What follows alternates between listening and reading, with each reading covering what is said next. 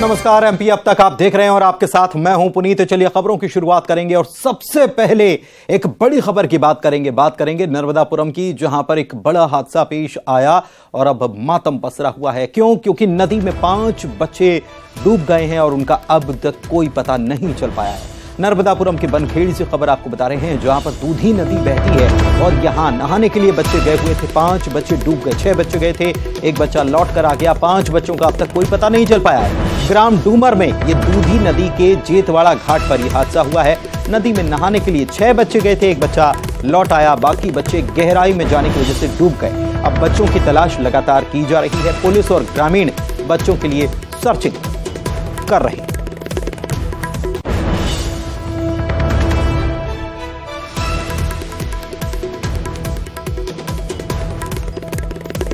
नर्मदापुरम से ये बड़ी खबर आपको बता रहे हैं। बनखेड़ी में दूधी नदी बहती है और यहां पर बारिश के बाद बाढ़ का पानी भी आ चुका है और ऐसे में गहराई काफी हो चुकी है। 30 से 40 फीट तक गहराई हो चुकी है और इसी में बच्चे नहाने के लिए गए हुए थे। 15-16 साल उम्र इन बच्चों की बताई जा रही है। 6 बच्चे गए थे नहाने के लिए, 5 बच्चे जो हैं वो डूब गए, एक बच्चा तो लौट आया। इसके बाद जब खबर गांव तक पहुंची तो फिर ग्रामीण और पुलिस मौके पर पहुंचे और तमाम इंतजाम किए गए। बच्चों को निकालने के लिए शुरू कर दिया गया है रेस्क्यू ऑपरेशन।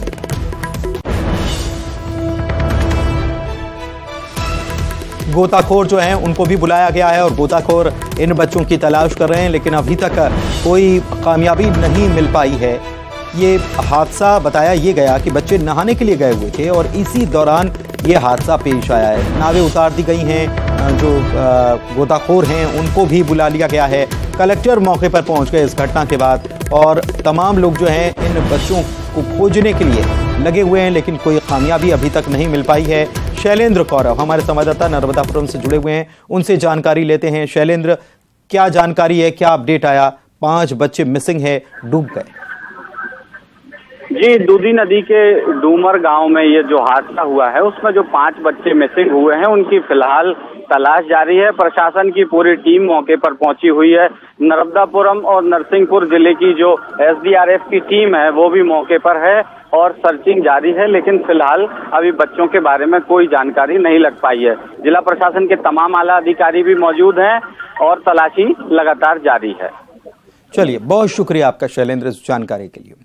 बढ़ते आगे, सीएम शिवराज सिंह चौहान ने अतिथि शिक्षकों के लिए आज बेहद बड़ा ऐलान कर दिया और शिक्षकों का मानदेय पीरियड के आधार पर नहीं, अब महीने के वेतनमान करने का ऐलान उनके द्वारा कर दिया गया। उन्होंने अतिथि शिक्षकों के लिए 1 साल अनुबंध करने का भी ऐलान कर डाला। इसके साथ ही साथ अतिथि शिक्षकों का मानदेय भी दोगुना करने का ऐलान कर दिया। प्रथम वर्ग के अतिथि शिक्षकों का मानदेय पहले 9,000 मिलता था, अब 18,000 हो जाएगा। द्वितीय वर्ग के अतिथि शिक्षकों का मानदेय पहले 7,000 मिलता था, अब 14,000 हो जाएगा। तृतीय वर्ग के अतिथि शिक्षकों का मानदेय या वेतन 5,000 हुआ करता था, लेकिन अब 10,000 ये हो जाएगा। अलग अलग पीरियड के अनुसार आपको मानदेय देने की व्यवस्था है। अब ये पीरियड के हिसाब से नहीं होगी, अब महीने के हिसाब से मानदेय की व्यवस्था होगी और मानदेय भी जो हम तय कर रहे हैं, वर्तमान जो होता है अतिथि शिक्षक वर्ग 1 9,000, इसके स्थान पे 18,000 रुपया दिया जाएगा। अतिथि शिक्षक वर्ग 2 7,000, उसकी जगह 14,000 और 3 को 5,000 की बजाय 10,000 रुपया ये मानदेय किया जाएगा। और अभी शायद हर महीने करते हैं अनुबंध, क्या करते हैं साल का, तो अब बीच में कोई भी गैप नहीं होगा। एक बार अनुबंध हो गया तो पूरे साल चलेगा। सीएम शिवराज सिंह चौहान ने दीनदयाल रसोई योजना के 3रे चरण का शुभारंभ करने का ऐलान किया और साथ ही साथ आज जन आशीर्वाद यात्रा जो है इसके रथों को भी उन्होंने रवाना किया। दीनदयाल रसोई केंद्रों पर गरीबों को महज 5 रुपए में अब खाना मिल पाएगा।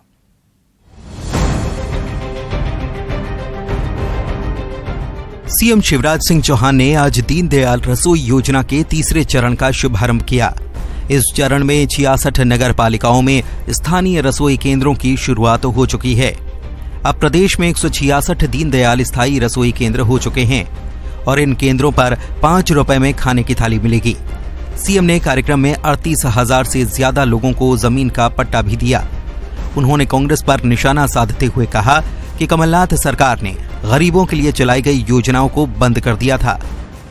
मध्य प्रदेश में गरीब कल्याण महाअभियान लगातार जारी है। आज हमने 2017 में जो दीनदयाल रसोई प्रारंभ की थी उसका विस्तार किया है और 66 नए नगर पालिकाएं जो थी, जहां अभी तक दीनदयाल रसोई नहीं थी, वहां आज से दीनदयाल रसोई प्रारंभ कर रहे हैं। केवल 5 रुपए में ही गरीब बहनों और भाइयों को भोजन दीनदयाल रसोई में मिलेगा। वहीं सीएम ने जन आशीर्वाद यात्रा के रथों को भी आज रवाना कर दिया। कल से बीजेपी जन आशीर्वाद यात्रा शुरू करने जा रही है। केंद्रीय मंत्री अमित शाह, राजनाथ सिंह, राष्ट्रीय अध्यक्ष जेपी नड्डा, नितिन गडकरी, मुख्यमंत्री शिवराज सिंह चौहान समेत अन्य नेता इन रथों पर सवार होकर जनता का आशीर्वाद मांगेंगे। ये यात्रा 5 अलग अलग इलाकों से शुरू होने जा रही है। एक बार फिर आपका आशीर्वाद लेने हम आ रहे हैं। मैं प्रदेश की जनता को प्रणाम करता हूं। 2003 से जनता ने सदैव हमें आशीर्वाद दिया। प्रदेश की सरकार जनता की सेवा में कोई कसर नहीं छोड़ी। चुनावी साल में एक तरफ सीएम ने सौगातों का पिटारा खोल दिया है तो दूसरी तरफ जनता से भी वे सीधा संवाद कर रहे हैं। उज्जैन के बड़नगर में सीएम शिवराज सिंह चौहान ने लाडली बहना सम्मेलन में आज शिरकत की और बड़नगर पहुंचने पर कार्यकर्ताओं ने उनका जोरदार स्वागत किया है। इसके बाद जनदर्शन कार्यक्रम के तहत सीएम ने रोड शो किया। इस दौरान बड़ी संख्या में बीजेपी कार्यकर्ता उनके साथ चलते नजर आए।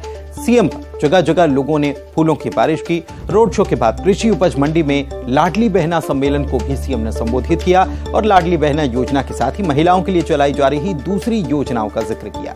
भरोसा दिया कि बहनों की जिंदगी बदलने के लिए सरकार आगे भी काम करती रहेगी। सीएम ने 150 करोड़ के विकास कार्यों की सौगात भी दी।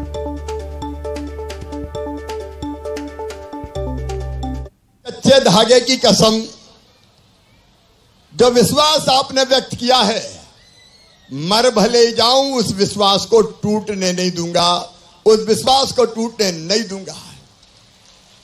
मेरी बहनों, हम सरकार नहीं चला रहे, हम परिवार चला रहे हैं। परिवार, मैं सरकार नहीं चलाता, मैं परिवार चलाता हूं। मेरे लिए आप जनता नहीं है, मैं मुख्यमंत्री नहीं हूं। बताओ, मैं मुख्यमंत्री लगता हूं कि भैया लगता हूं?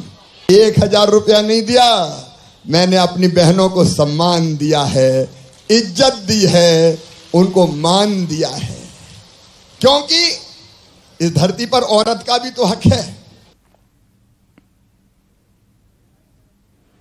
और खबर सतना से, जहां पर मिशन 2023 के लिए बीजेपी प्रदेश में 5 क्षेत्रों से जन आशीर्वाद यात्रा निकालने जा रही है। यात्रा की शुरुआत भगवान राम की तपोभूमि चित्रकूट से होनी है, जिसे बीजेपी के राष्ट्रीय अध्यक्ष जेपी नड्डा रवाना करेंगे। बीजेपी प्रदेश अध्यक्ष वीडी शर्मा, सीएम शिवराज सिंह चौहान, केंद्रीय मंत्री नरेंद्र सिंह तोमर, ज्योतिरादित्य सिंधिया, नरोत्तम मिश्रा और उनके साथ ही आधा दर्जन मंत्री इस यात्रा में शामिल होंगे। बुंदेलखंड में यात्रा का समापन होगा। यात्रा 11 जिलों से होकर गुजरेगी और 48 विधानसभा क्षेत्र में भ्रमण करेगी।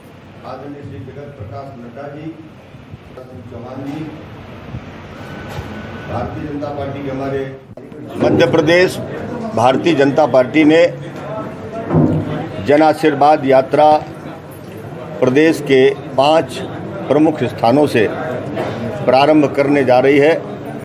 कल उसकी शुरुआत चित्रकूट विधानसभा क्षेत्र के मजगमा मिर्चकुरिन गांव से, जो भगवान राम की तपोभूमि है, वहां से शुरू हो रही है। और उसको शुरुआत करने के लिए हमारे भारतीय जनता पार्टी के राष्ट्रीय अध्यक्ष आदरणीय श्री जगत प्रकाश नड्डा जी आ रहे हैं हमारे मध्य प्रदेश के जो केंद्रीय सरकार में मंत्री हैं वो सभी आ रहे हैं, हमारे माननीय मुख्यमंत्री जी आ रहे हैं।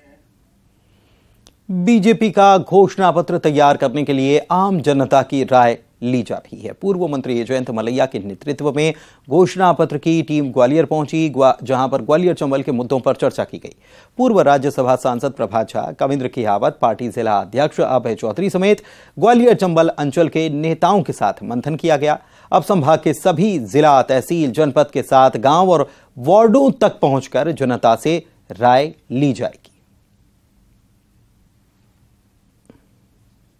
जनता पार्टी ने ये विचार बनाया कि हम जनता के हर वर्ग से पूछना चाहते हैं तो वो उनकी अपेक्षा क्या है कि घोषणा पत्र में क्या हो। अब मैं कुछ कह नहीं सकते, पार्टी के ऊपर निर्भर करता है कि वो किनको टिकट देते हैं।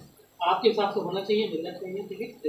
अगर जनता पसंद करे आपको भी कार्यकर्ता। हाँ, वो सब सर इस बार तो पार्टी सर्वे के आधार के ऊपर टिकट दे रही है, तो सर्वे में जिनका नाम सबसे ऊपर आएगा उनको टिकट दिया जाएगा। ऐसा चलिए बात कांग्रेस की कर लेते हैं। भोपाल में पीसीसी दफ्तर में कई नेताओं ने आज कांग्रेस की सदस्यता ग्रहण कर ली। पीसीसी चीफ कमलनाथ ने कोलारस से विधायक वीरेंद्र रघुवंशी, पूर्व विधायक भंवर सिंह शेखावत के अलावा गुड्डू राजा बुंदेला, अंशु रघुवंशी को कांग्रेस की सदस्यता दिलाई है।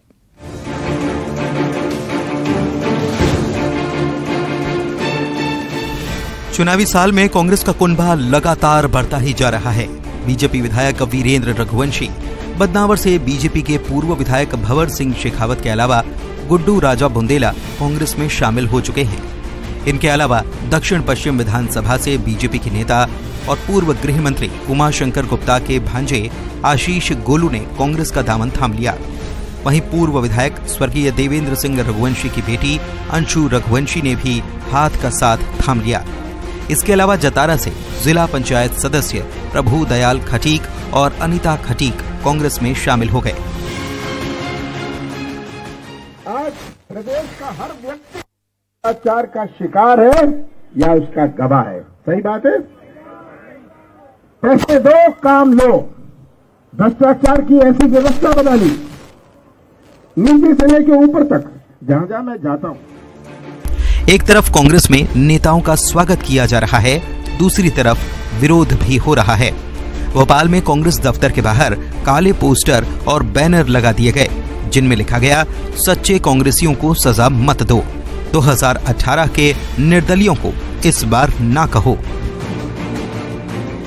अब पुराने नेता और निर्दलीय जो हैं उनके कांग्रेस में शामिल होने को लेकर विरोध के सुर सुनाई देने लगे हैं। प्रदेश कांग्रेस दफ्तर के बाहर काले होर्डिंग लगाए गए हैं और इसमें सवाल पूछा जा रहा है कि सिंधिया जब गद्दार हैं तो 2018 के निर्दलीय क्या वफादार हैं।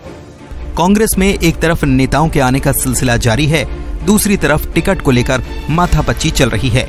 स्क्रीनिंग कमेटी के अध्यक्ष जितेंद्र सिंह ने रायशुमारी से उम्मीदवारों के नाम तय करने की बात कही है। ग्रासरूट से जो हमें फीडबैक मिलेगा उसको हम जानेंगे। हमारा प्रयास रहेगा कि सूची जल्दी से जल्दी आए, लेकिन हमारा प्रक्रिया आज से शुरू हुई है और जल्दी ही हम बीजेपी ने उम्मीदवारों की पहली सूची जारी कर दी है, लेकिन कांग्रेस अभी उम्मीदवार तय करने में जुटी है। ऐसे में कांग्रेस इस मामले में बीजेपी से पिछड़ती नजर आ रही है। ग्वालियर से खबर है, जहां पर ऊर्जा मंत्री प्रद्युम्न सिंह तोमर ने जानकारी देते हुए बताया कि बिजली विभाग ने 1 किलोवाट तक के घरेलू उपभोक्ताओं के बकाया बिल स्थगित कर दिए हैं। बिलों की जांच के बाद ही स्थगित बिलों के भुगतान पर निर्णय किया जाएगा। निर्णय होने तक बकाया राशि पर सरचार्ज भी नहीं लगाया जाएगा। मंत्री तोमर ने यह भी बताया कि 1 सितंबर 2023 से 1 किलोवाट तक के सभी बिजली उपभोक्ताओं को केवल चालू माह के ही बिल दिए जाएंगे। इस संबंध में सभी विद्युत वितरण कंपनियों के प्रबंध संचालक को निर्देश जारी कर दिए गए। आपको बता दें कि प्रदेश में 1 किलोवाट तक के घरेलू उपभोक्ता 1 करोड़ हैं। इनमें से 69,86,000 उपभोक्ताओं के कुल 4,015 करोड़ रुपए बकाया है। तो हमारे लोगों के लंबे लंबे बिल थे, उन लंबे लंबे बिलों को हमने अभी फ्रीज कर रहे हैं, स्थगित कर रहे हैं। उन पर कोई सरचार्ज नहीं लगेगा और आगे का बिल लोग देना शुरू करें। ये हमने फैसला हमारी सरकार ने किया। मतलब वो उनका पिछला बिल 0 हो जाएगा, अगला बिल। मिनी मुंबई इंदौर की बात करते हैं, जहां पर टमाटर के लिए ग्राहक की हत्या कर दी गई। ग्राहक ने दरअसल ठेले पर से टमाटर उठा लिया था। इसके बाद सब्जी वाले से उसका हो गया विवाद। सब्जी वाले ने ग्राहक को धक्का दे दिया, धक्का मुक्की चलती रही और इसी दौरान ग्राहक गिर पड़ा। फुटपाथ से उसका सर टकरा गया और सर टकराने से मौके पर ही उसने दम तोड़ दिया। पुलिस ने फिलहाल हत्या के दोनों आरोपियों को गिरफ्तार कर लिया है। यह विवाद GNT मार्केट के पास हुआ।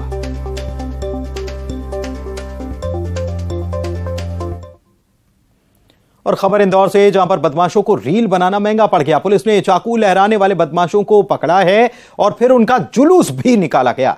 उठक बैठक कराई गई। आपको बता दें कि सोशल मीडिया पर इन लोगों ने हथियार के साथ वीडियो अपलोड कर दिया था। देखिए ये तस्वीर, 2 तस्वीर देख लीजिए। सबक भी सीख लिया और पहले जोश खरोश जो है वो कितना भारी पड़ता है, क्या डालना है क्या नहीं डालना, और इस प्रकार से ये दहशत फैलाने की कोशिश जो है वो यहां पर एक प्रकार से की गई। रील बनाना महंगा पड़ गया। इसके बाद पुलिस ने आरोपियों को पकड़ा और उनसे उठक बैठक करवाई।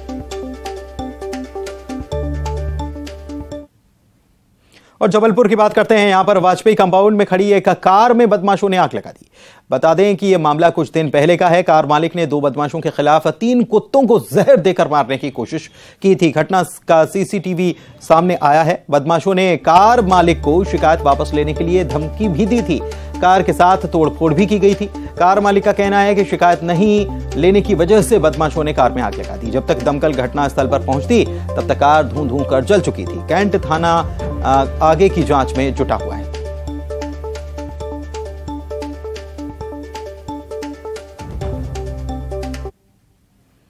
खबर बालाघाट से, जहां पर 3 राज्यों से जुड़े डबल मनी मामले की तह तक पहुंचने के लिए राज्य सरकार ने CBI जांच की सिफारिश कर दी है। SP समीर सौरभ ने इसकी जानकारी दी है। बता दें कि लांजी और किरनापुर में कम वक्त में पैसे दोगुना करने का झांसा देकर ठगने का गोरख धंधा कई साल से चल रहा था। अभी तक इस मामले की जांच ED कर रही है। इस मामले में अब तक 18 आरोपियों पर FIR हो चुकी है।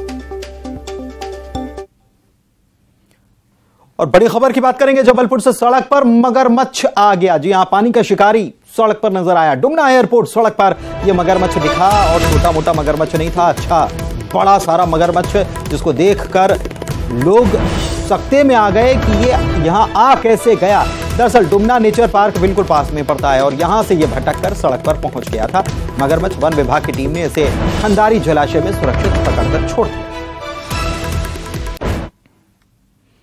और आइए अब देखते हैं 25 सेकंड में खबरें। नर्मदापुरम में बड़ा हादसा, दूधी नदी में नहाने गए 5 बच्चे डूबे, बच्चों की तलाश जारी। जबलपुर में सड़क पर आया मगरमच्छ, डुमना नेचर पार्क से भटककर सड़क पर पहुंचा मगरमच्छ, वन विभाग की टीम ने सुरक्षित खंदारी जलाशय में छोड़ा। नरसिंहपुर में करेली जा रही बस पलटी, बाइक सवार को बचाने में हादसे में 25 से ज्यादा लोग घायल। कतला में मानसून की बेरुखी जारी, बर्बाद होने की कगार पर सोयाबीन की फसलें, पीड़ित किसानों ने सरकार से की मुआवजे की मांग। छिंदवाड़ा में डायरिया के प्रकोप से 16 लोग पीड़ित, 5 की हालत गंभीर, जिला अस्पताल रेफर, बीमारी फैलने से दहशत में ग्रामीण। बालाघाट में डबल मनी मामले की CBI सिफारिश, CBI करेगी गोरख धंधे की जांच, पैसे डबल करने का झांसा देकर किया था घोटाला, 1.5 दर्जन आरोपियों पर FIR। हरदा में इंद्रदेव को खुश करने के लिए पूजा पाठ, गुप्तेश्वर मंदिर में कृषि मंत्री कमल पटेल ने किया अभिषेक, जिले में बारिश न होने से सूख रही फसलें। वन नेशन वन इलेक्शन के लिए कमेटी का नोटिफिकेशन, कानून मंत्रालय ने जारी किया कमेटी के नोटिफिकेशन, 8 सदस्यीय कमेटी का किया ऐलान। आदित्य L1 की लॉन्चिंग में उज्जैन के डॉक्टर अकाब रजा खान का अहम योगदान, डिवाइस को डिजाइन करने वाली टीम को किया लीड, 4 साल की कड़ी मेहनत के बाद आदित्य L1 बनकर हुआ तैयार। जबलपुर में अधिवक्ता की कार में लगी आग, 2 लोगों पर कार में आग लगाने का आरोप, मामले की जांच में जुटी पुलिस। और इसी के साथ MP अब तक के इस बुलेटिन में फिलहाल इतना ही। खबरों का सिलसिला जारी है, लेकिन मुझे दीजिए इजाजत।